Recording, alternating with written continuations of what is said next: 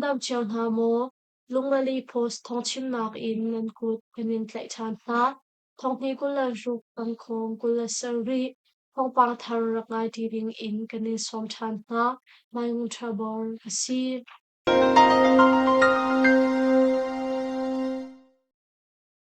PDF ka KG ni din sana la mi ral ka pol chu February thadi khan a phandi ding in thongan that na sagai ram chan ka le ka bole ka go ram chung ka da na ka betak te in chol chang choma mi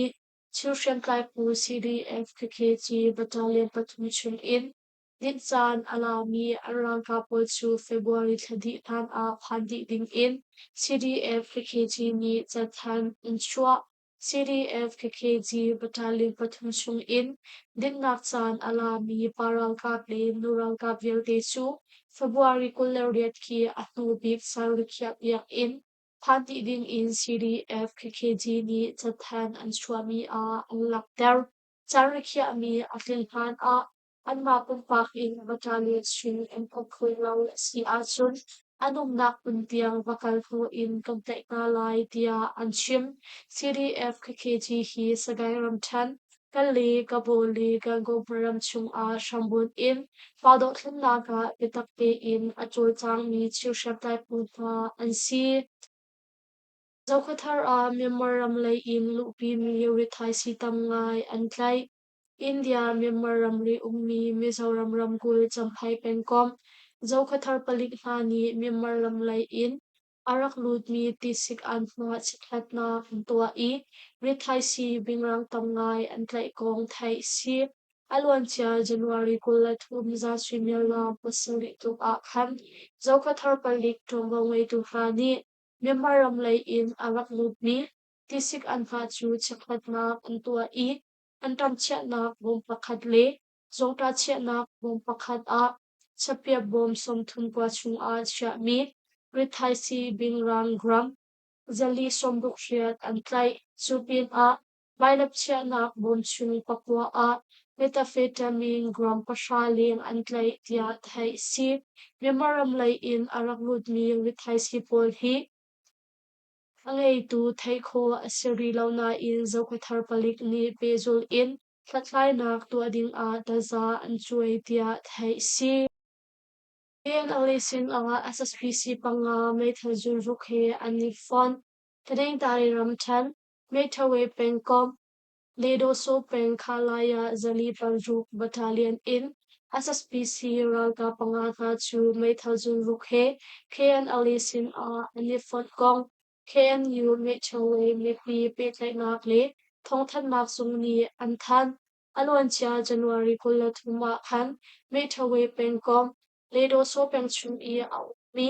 khalaya zali panjuk battalion in SSPC raga pangaka chu current National Liberation Army KNLA PK4 Battalion Pashasin a Methazunga he Amifon Tia Hai Si SSPC Ral Kapangata chu MA1 Methazun Thum MA2 Zun Khat MA3 Zun Khat MA100 Zun Khat Kwan Fang Le Shamnam Dang He KNLA Brigade 4 Battalion Pashasin a Anifon Tia Hai Si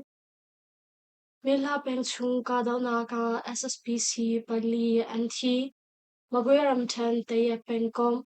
minha peng a SSPC ral ka ple tol chung chan lai pukar a ka daw na ka chuak I SSPC ral ka pali anti kong Burma Army USBA ni anthan January kula ruk si ka khan milha peng Sasano kwa I a ummi Burma Army USBA le chuka khopong kam I a ummi SSPC ral ka pushong he ankarla ka daw na chuak I SSPC ral ka pali anchi dia thai si chuka daw na ka di hu a SSPC ral ka polchu sisano kwa a anlut I umhunan kwar chubantok chiam in tua chungshan tai phu kapa sa pahni le pasha zong ralbom ding in rak chuak tia USBA trambaway tu kota chuni achim Tribo peng a SSPC ni chunglay in bumantlak I tuol chumi pathum anmin lak anyam Sagai ram cham shebo peng ngapi o khwa a SSP ral ka pi wang tuk na van long in bomun khak I tol chung mi pathum annum na paliam kong thai si January kul langa zan tim swimia lam hlei ni reng lawa khan SSP ral ka ni ngapi o khachung a ral tuk na van long in bomun khak I u hanging kum som nga anu pi le Pune ang kumsom rukha anun na aliam tia shebo kwa dol chung ni papakhat ni Western News sa achim asas ral ka chung lai bom thak na huang a dol chung ni pathum anun na aliam I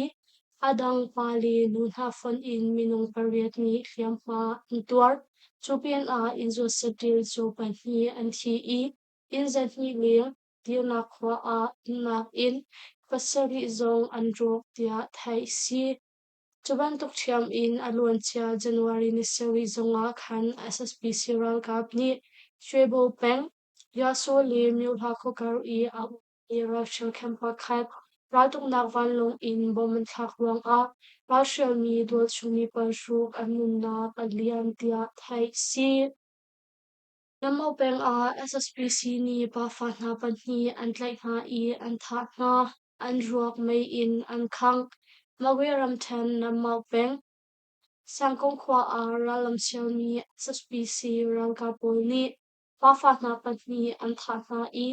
an ruak mai in an khang kong namau peng pa ka pha in tongwa ngoi tu pakhat ni achim January kulanga Zinglei Thawngchimnak te khashonga khan namau peng Yamon kwa a umpun kwarmi SSP ral ka phazal somli shongni sangkong kwa andu no I usam mau kumsonga pathum le afapa maunai le mau kumkule kumkhachu antlai na I antha na chunu a anwak chu tham chung a anchia na I mai in an khang na tia thai si atu bantuk in pa fa na pan hi an tha na nu a SSP ral ka cheu khachu sangkong khopong a ani thupi adang pok chu yamon khwa a umpun khwarna sakhan a angkir tia namau peng paka pha in tongwang tu pakhat ni achim Sharam kul chung a ngak sifir in ansa ai ton tu pa pakhat antlai Sharam kul chung a ummi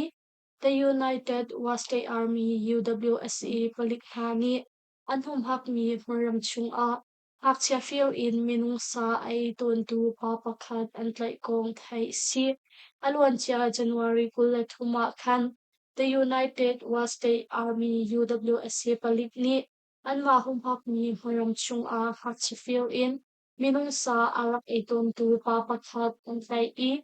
Thiswa tua tu chu a fak di ni dan tak na pi kan tim tia wa kalit ni an shim amin le kum lak tar lo mi thiswa tua tu pa ni hin mi thai si tong thambu in minung sa mai a aro I ai ton leo chu UWSA palik hani an hu chu hu a kak chetlaw aum ton ni kong he pe lai in ama chu an lung shin I thate in chakhat na in tua hu a an play tia thai si MNDAA ni an tlaimi na SSPC chuntal zanga luatna an pirthan na siaram ko chaklay ko ka special ration number pakhat ko ka ralgab MNDAA ni an raklaimi na SSPC ralgab chuntal zanga chu luatna an pirthan na kong MNDAA ni an than January kulanga a khan ko kan nun phung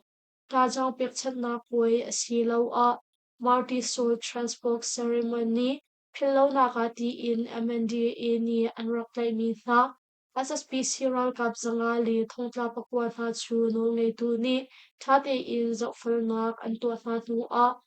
Khongning te in luat nak an pek na tia thai si kokan ral kap MNDA ni an tlai mi na lak a thongtla pakwa na chu an nun chan zia za a cha chang ti in khongning te in luat nak an pek na I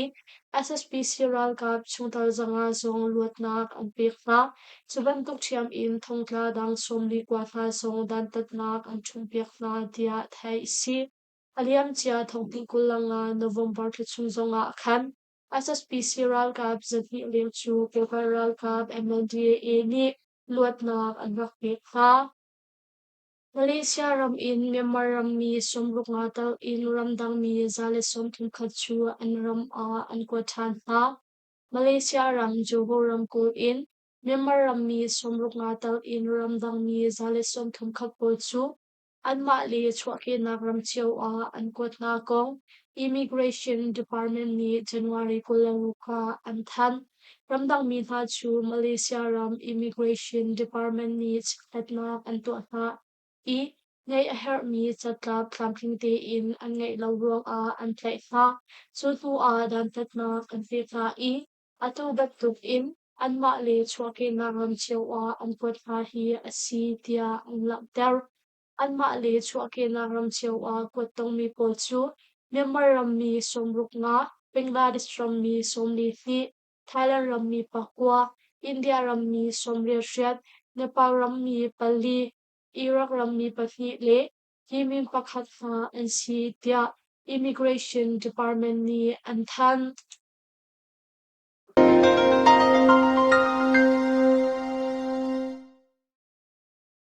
lungmali post thazang akan pe i kan thawngchim angai tu nandi lakchung a kane lom tuk hring hran hai Zinglei a thawngpa thar he kane tong than ma lai